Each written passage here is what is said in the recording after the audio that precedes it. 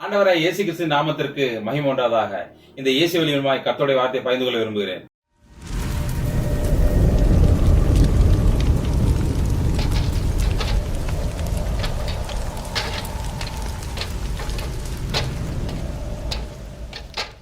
ஆண்டவர் நம்மளை பார்த்து நீங்களே தேவனுடைய ஆலயம் அப்படின்னு சொல்றாங்க. ஏன்னா ஆலயமாகிய நமக்குள் தேவனுடைய ஆவி, அதாவது பரிசுத்த ஆவியானவர் வாசம் பண்ணுகிறார்.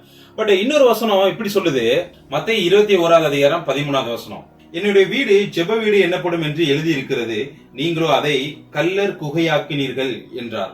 இங்க ஆண்டவர் என்னுடைய வீட்டை கல்லர் குகை ஆக்கினீர்கள் அப்படின்னு சொல்றாங்க.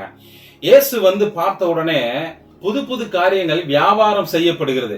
கர்த்தர் அனுமதிக்காத ஒன்றை ஆலயத்துக்குள்ள பார்த்ததும் இயேசு டென்ஷன் ஆகி எல்லாவற்றையும் விரட்டி விடுறாரு. இப்ப ஆண்டவருடைய ஆலயம் நம்மளும் வியாபாரம் தான் செய்யறோம்.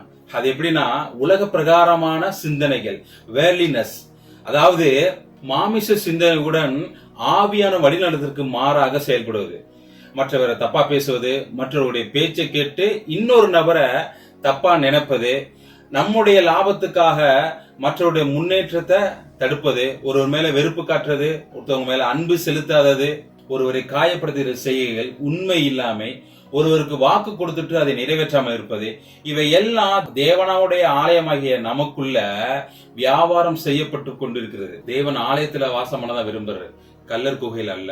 ஒரு காலத்துல கல்லர் குகையா இருந்த நம்மள அவருடைய ஆலயமா மாத்திட்டு திரும்ப நம்ம கல்லர் குகையா மாத்தணும், நம்ம தேடி ஓடக்கூடாது. இன்னொரு வசனத்தை கூட உங்களுக்கு காண்பிக்க விரும்புறேன். 1 கொரிந்தியர் 3:17 ஒருவன் தேவனுடைய ஆலயத்தை கெடுத்தால் அவனை தேவன் கெடுப்பார். தேவனுடைய ஆலயம் பரிசுத்தமாய் இருக்கிறது, நீங்களே அந்த ஆலயம். உங்களுக்குள்ள இப்படிப்பட்ட ஒரு குணங்கள் இருந்துச்சு அப்படின்னா நீங்களே சுத்தம் பண்ணிடுங்க. ஒருவேளை தேவன் அதை பார்த்துட்டு அவர் சுத்தம் செய்ய முடிவெடுத்தார் அப்படின்னா அந்த வழியை நம்மளால தாங்க முடியாது. ஏன்னா நீங்களே தேவனுடைய ஆலயம். இந்த வார்த்தை ஆலயமாகி உங்க கூட பேசிருக்க நம்புறேன். இந்த வார்த்தை உங்களுக்கு பிரயோஜனமா இருந்துச்சு அப்படின்னா இதை மற்றவருக்கு ஷேர் பண்ணுங்க. நீங்க ஷேர் பண்றது மூலியமா இயேசு வழியில் அனைவரும் பிரயாணம் பண்றோம். May God the Father, the Lord Jesus and the Holy Spirit protect and bless you. Amen.